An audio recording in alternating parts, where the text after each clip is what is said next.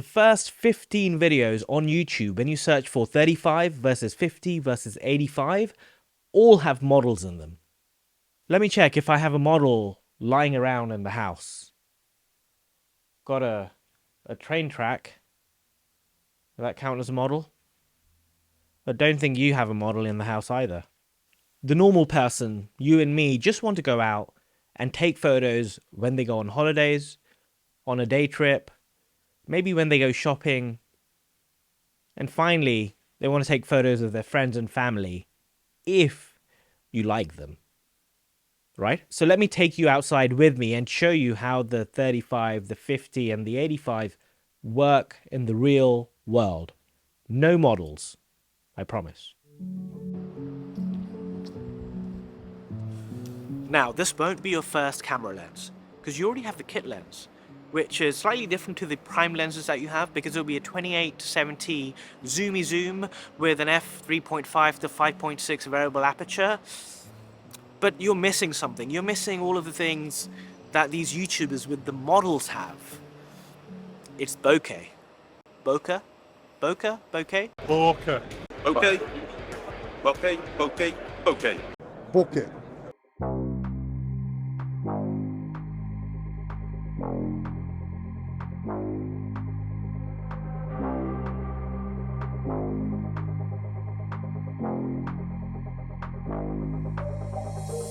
Now, bokeh is all good and well, but the one thing that these prime lenses will make you do is, well, walk.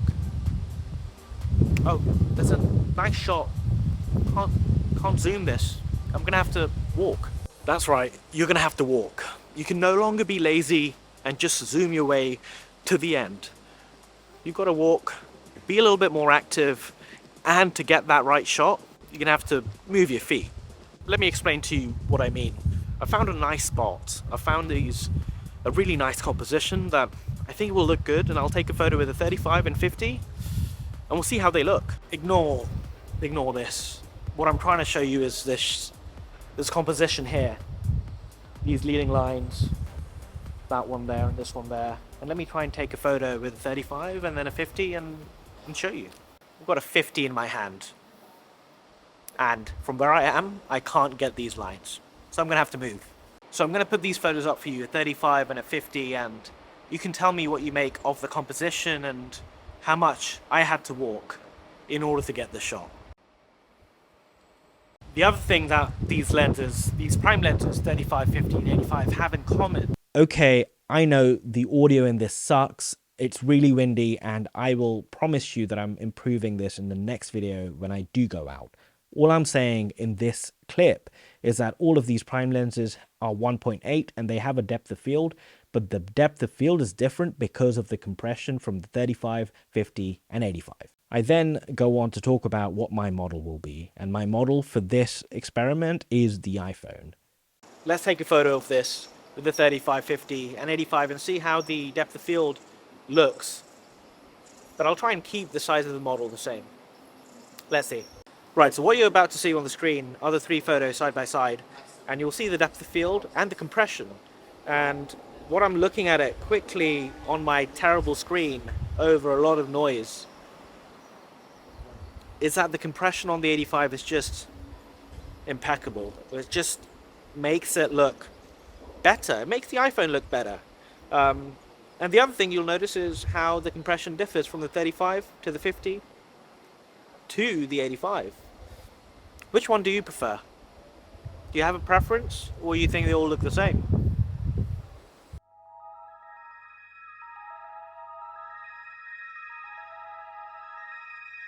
You know the other problem I have with all of these videos with the models? None of them take a photo in the dark. That's what these 1.8 lenses are made for. If you compare these to your kit lenses, which have a 3.5 or an f4, that's 2 more stops of light these let in. And to give you an example, that means going from 800 to doubling that to 1600 to doubling that to 3200. Good math.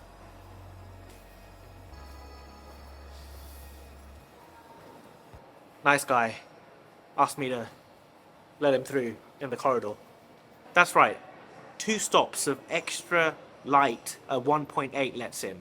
That means if you're ISO 3200 on your kit lens, you'd be ISO 800 on these 1.8. Fantastic. Right, we're back inside. We've taken these out for real world testing without any models, and what have we learned? Well, before you start commenting, the first thing that we've learned is that my outdoor audio sucks. Okay, I know. I looked at the video and the recording and I cocked up. Something went wrong. So I appreciate if you've bared with me and this is what you wanted to write in the comment. And if you have, I got you. I've got you covered.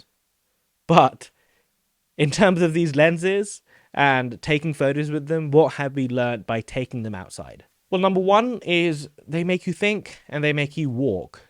That's something that your Zoomy Zoom kit lens or a 28-70 f4, f3.5 to f5.6 just won't allow you to do. They make you lazy because you can just stay here and zoom your way to the end goal, to your composition. Whereas you can't just do that with these. I came across a few problems today. One of them being I tried to take photo of a really nice leading lines that looked fantastic on the 20mm, which is what I was filming the video on. And turns out the 50 and the 35 were just not wide enough. And if I wanted to move back, I would have gone into cement. And I can't just go into cement, right? As much as you'd like me to. So that photo maybe didn't turn out as I liked to. And that's the reason is because, well, there are some limitations, right? And to overcome those limitations, you've got to walk and you've got to think and you've got to figure out a way to make your composition work for you. So that's the first thing. Number two is bokeh. All of the lenses have it. The 85 has the most beautiful one. It's almost dreamlike for me. But it's not the bokeh that differentiates the lenses. It's the compression that you get from the 85 that you get from the 50 versus the 35. Right? The 35 doesn't have that compression. And so when you take a photo of the iPhone like I did, it looks very different because the background is just squished together. The buildings aren't in view because they've just been compressed. And so it just means that your focus is on the iPhone rather than what's around it. So, yeah, bokeh.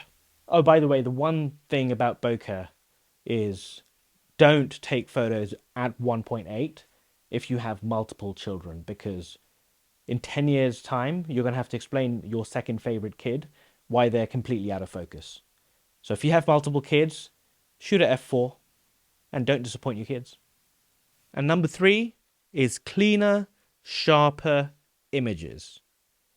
This is something that I can't believe people on YouTube, when you search for 85, 50, 35, and see 50 models, no one's taking photos at night.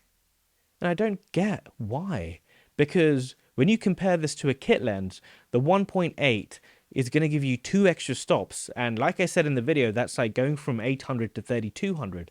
But a lot of people are shooting at 3200. So if you're shooting at 3200, doubling that is 64 and doubling that is 12,800. So you could be shooting in 3200 ISO versus 12,800 ISO. The amount of noise you're going to not get by using a prime that is 1.8.